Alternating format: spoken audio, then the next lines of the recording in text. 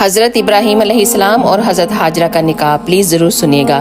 حضرت ابراہیم علیہ السلام کو جب آگ میں ڈالا گیا تو اللہ سبحانہ وتعالیٰ نے ان کو آگ سے زندہ سلامت باہر نکالا، تو پھر انہوں نے ہجرت فرمائی اور مصر چلے گئے۔ مصر کا جو بادشاہ تھا وہ ہر آنے والی عورت کو زبردستی ایک رات اپنے کمرے میں رکھتا تھا، تو اس نے حضرت سارہ کو بھی زبردستی ایک رات اپنے کمرے میں رکھا۔